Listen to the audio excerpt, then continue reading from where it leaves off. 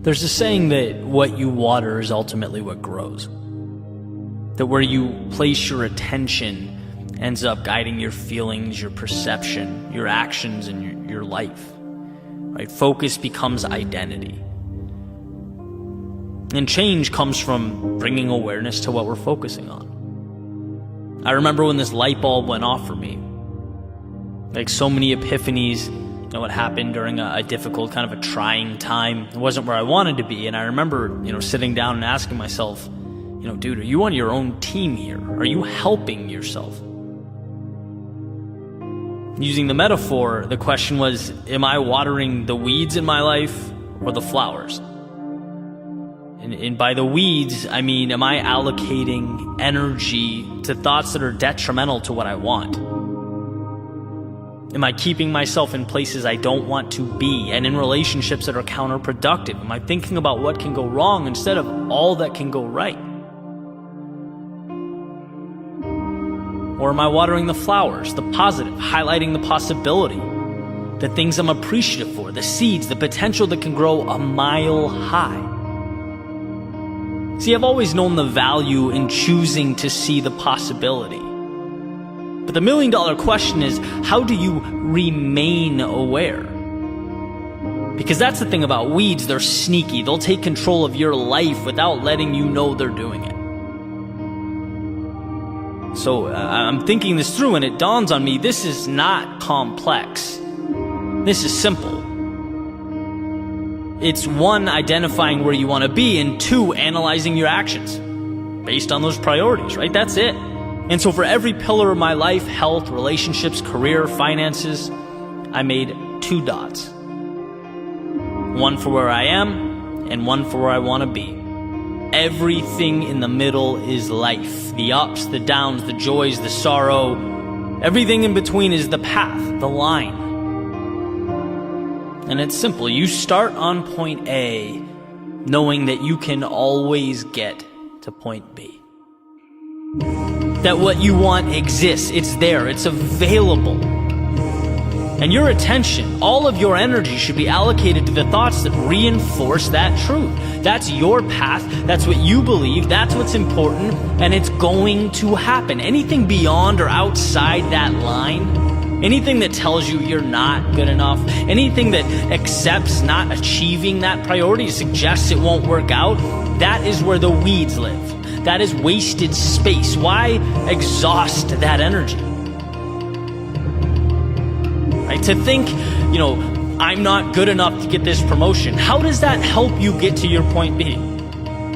It doesn't. Eliminate that thought, right? Point B always exists. Just that notion pushes a lot of things to the side. You have to be good enough. You just need improvement. Maybe it's enhanced skills. Maybe it's more effort. Maybe it's changed approach. But tackling these things will water the flowers. It moves you along the path, and progress is happiness. Right? For me, health is a big thing. I run all the time, but I'd like to be more fit. I'd like to eat healthier. There's room for improvement, and I know it's possible. Because that is my point B. I know that saying I don't have time, or I don't have the right body type, or genes, or trying to convince myself that fast food just this once will be okay. No, all of that stuff is watering weeds. It exists outside my path. My time should be spent realizing how incredible the human body is, taking care of it, pushing it, being proud of it, taking accountability for it. That's me. I only get one of these things, even if it's just a little at a time. That's the beauty. Simply existing on a path and revolving around your ideals, your vision, your priorities brings about joy. Negativity, it truly is a learned thing. It's manufactured. All there are in life are circumstances. Circumstances that are neither positive nor negative, just pieces. And you decide what to do with them. Do you focus on the negative? You can. But that won't put you in a position to change your circumstances or bring about happiness. When you decide to see the opportunity, you free yourself from the shackles of fate, because destiny never put you in the situation, you did. But guess what? You can take yourself out of it. A field of sunflowers grew one root, one stem, one petal at a time, The same field that was at one point nothing more than dirt and weeds, it was always possible, and so is your ideal life. You just need to water the things that matter.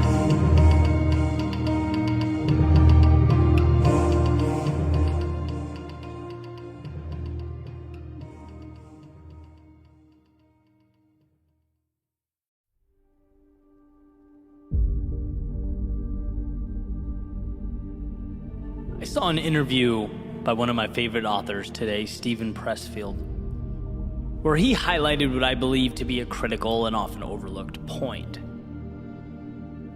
He says a lot of people think life is short, but life is actually long. And he goes on to explain that he didn't even get his first book published until well into his adult life, making the point that people at 24, 34, 54, 64, they think they've won or lost, when they've got a lot of game left to play. And this message, it does a few things. I think first and most obviously, it creates a kind of calm. Like, okay, I can take some of the pressure off myself. Life isn't a sprint, it's a marathon. I'm not doing so bad. Sometimes we lose that perspective. We forget that the best things in life evolve over time. Often not an avalanche, but the chipping away of a stone until the statue reveals itself. As frustrating as it may be, clarity is often an evolution. And the second thing is, it plays a role in defining what success means. If games are won in the second half, as they frequently are, then we learn not to define ourselves by the outcome of the first quarter. But more importantly, to put ourselves in position to win in the fourth. The score at halftime is not defining. It's a treasure trove of lessons and information and data that can be tapped into to get the result that we ultimately want. And I often think of running in South Florida where, I joke that I don't sit at the beach, but if you run during the day, you kind of get the best of both worlds. A little bit of sunshine, you get your workout in, but the obvious disadvantage, especially in the summer, is that the heat is taxing on the body. It's more challenging to run under that sun. And what I find is that when I push my pace right out of the gate, right from the start, push my physical boundaries, the second half of the run is a nightmare. Always. I'm dragging, speed isn't even a factor. I'm pleading with myself to simply not stop because I haven't positioned myself well. But on the other hand, when I'm disciplined, and when from the start I ease into something comfortable and progressively increase my speed, my body somehow responds exponentially better. I get the most out of myself that way. That's why I've said in the past, I'm proudest of my results when the last few miles are the fastest miles. It means I had the discipline and the foresight to make that happen. And ultimately, the big picture is affected in a positive way. And I know the same can be said for other aspects of life. I know the same can be said for the moments of temptation, when my ego pleads with me to do what someone else is doing, or things aren't evolving as quickly as I want, so my pride says, just walk away from it all. Why? Because the current moment doesn't look how I wanted it to. So the mind says panic. It says change things. It says you're losing or not good enough. It says you better pick up the pace right now because you're losing this current moment. But no, the question isn't, is right now the goal? The question is right now moving me forward consistently? So that when the time comes to sprint, so that when I'm ready to go faster than I've ever gone, be more than I've ever been, I've positioned myself to do just that. When things were challenging, I kept moving forward. When the world around me seemed to be moving at a faster pace, I ran my own race. I stayed consistent. I remembered what mattered to me. That's the question.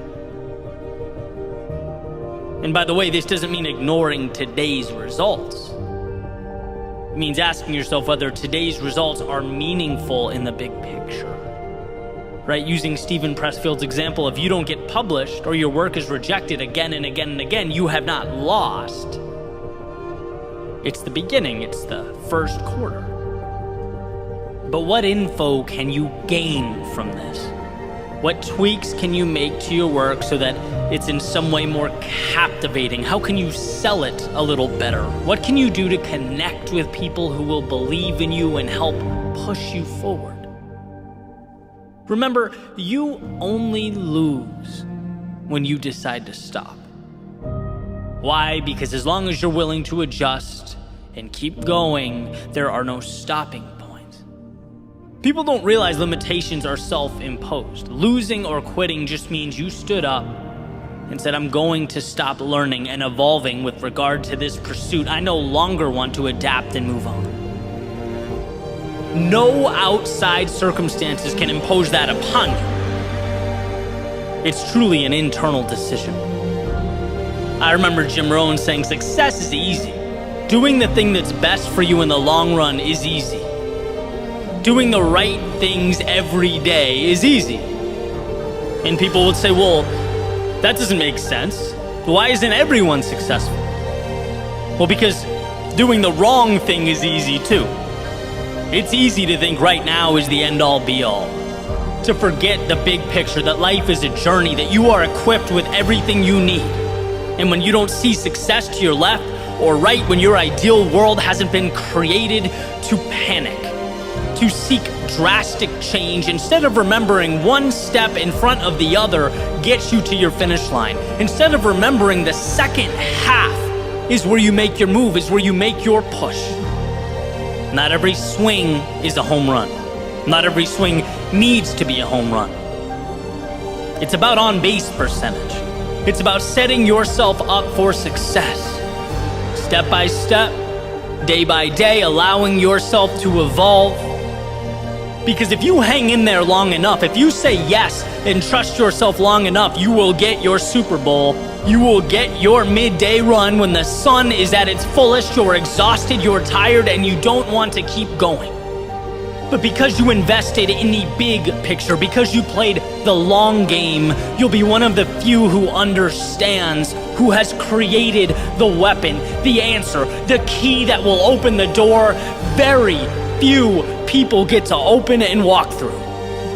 The best things in life take time. And time requires patience. Patience can be painful. It can cause suffering, chaos. But from that chaos comes order. From that suffering comes meaning. Everything we needed and wanted is on the other side of that evolution.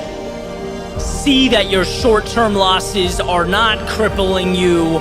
They are creating you.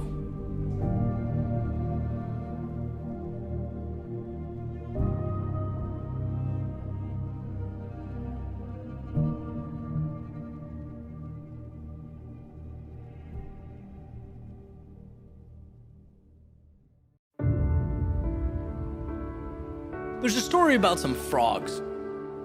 And, these frogs, as they're sort of making their way through the woods, the ground breaks underneath them, and two of them fall into this little pit, way, way, way down. And they tumble, and eventually they hit the bottom. They're looking up, and they're realizing how far they've fallen, right? Moving around, panicking, essentially coming to grips with the situation that they're now in.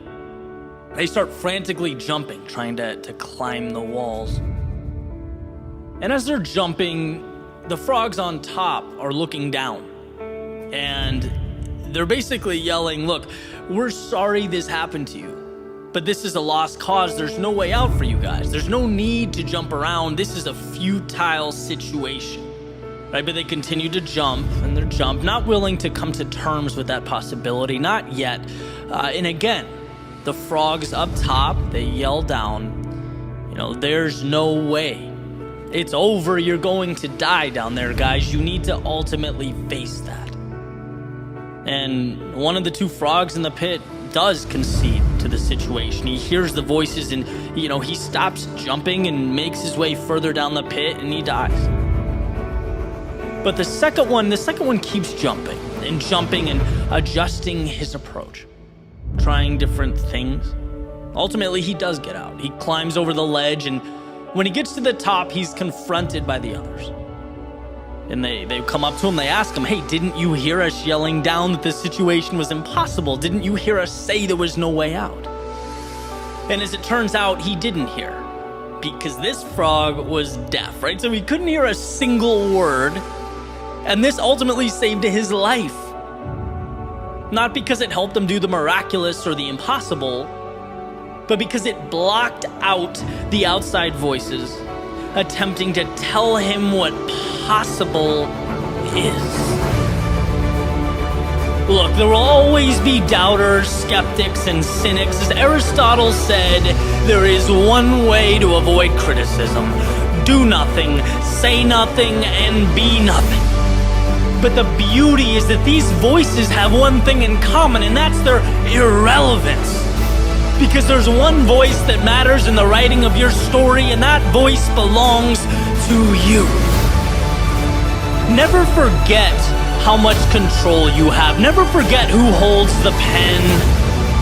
Things are real when you make them real. Things stop when you stop. Things change when you change them. So here's the following, not orders or expectations, but that spark that guides you to what feels right, to what means the most. Here's to an everlasting self-belief that will lift you out of any hole, carry you over any mountain, and most importantly, turn blank pages into a story that is truly yours.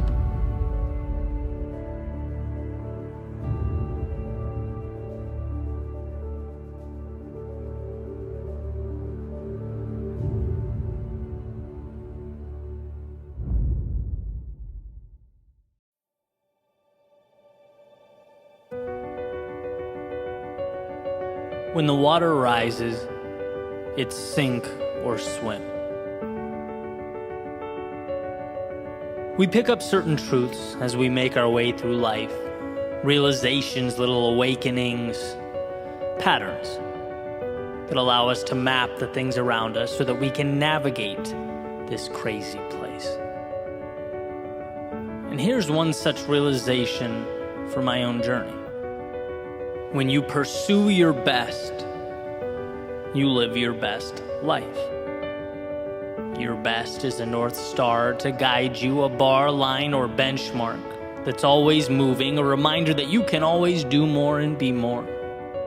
A reminder that life tomorrow can always be different than life today. To pursue your best, in my opinion, is synonymous with capturing all that is good in this world. Capitalizing on potential is to utilize those resources in need of an architect. That pen in need of a poet, brush in need of a painter, story in need of a writer, or populace in need of a leader. It's a pursuit that not only supplements our existence here on earth. No, I believe it is, in and of itself, why we are here on earth. But like every ideal, pragmatism seems to get in the way. Meaning, well, life is more difficult in execution than it looks on paper. We can't be our quote-unquote best every day. We sometimes fall short of that mark. Our outcomes don't always align with our expectations. The perpetual journey to one's best is neither straight nor without discomfort. It's more like the navigating of a new world without a map or compass, a world that we're by default ill-equipped to take on when we begin. And I believe that 99% of success is reliant upon the willingness to move into that great unknown and allowing adversity to shape us. But that remaining 1% is a little bit different. That 1% is when we see what we've never seen, do what we've never done. It's uncovering our best in those moments we feel our worst. Climbing the highest when we're at our lowest. When the water rises, it's finding a way to swim. See, the majority of life calls for tiny adjustments. It's observing and learning and moving on. But rarely do we talk about the darkest moments, when we feel as though we are up to our neck in the trials and tribulations of life. When the world doesn't relay messages of hope or prosperity. No, the only incoming message is despair.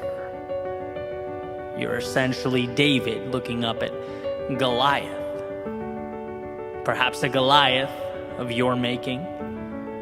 Perhaps not, but a Goliath nonetheless.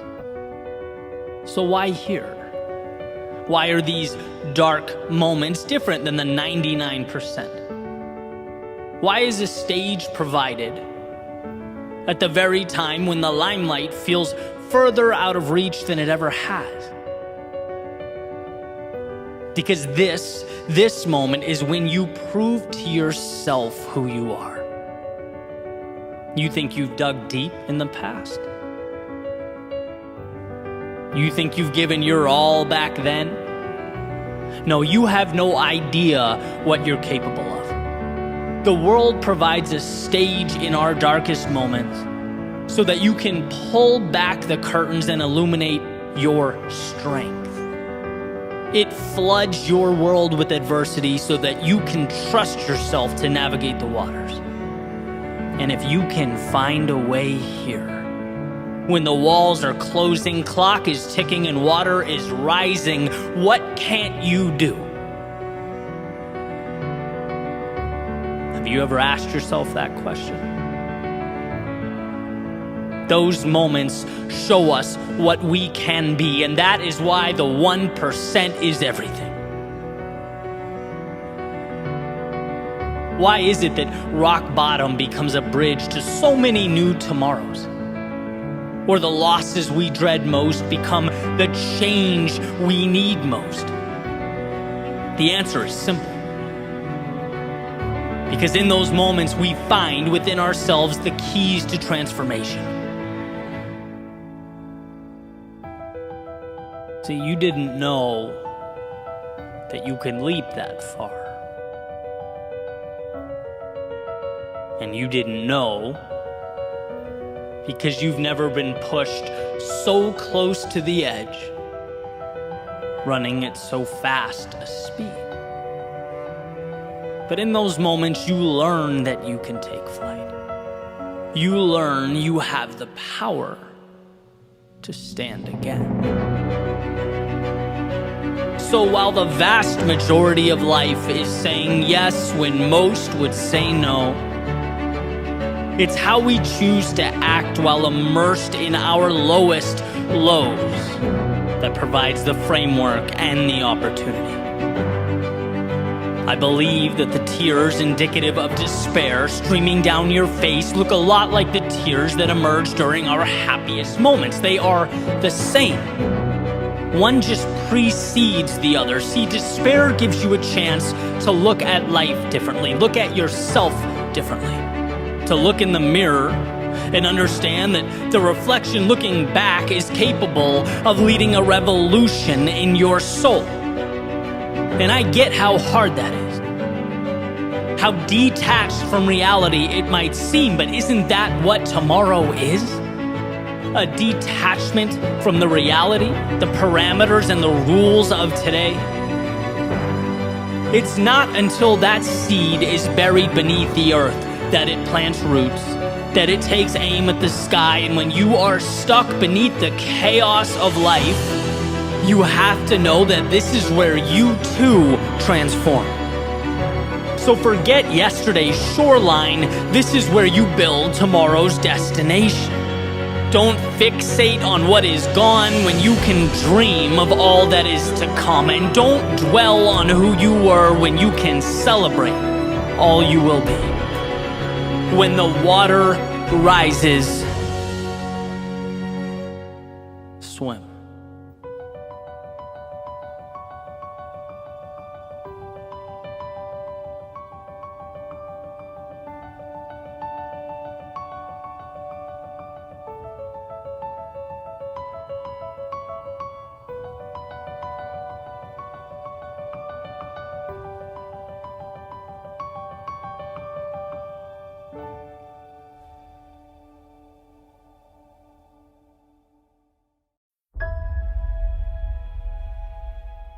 hope. That bridge that connects the present to a more ideal world.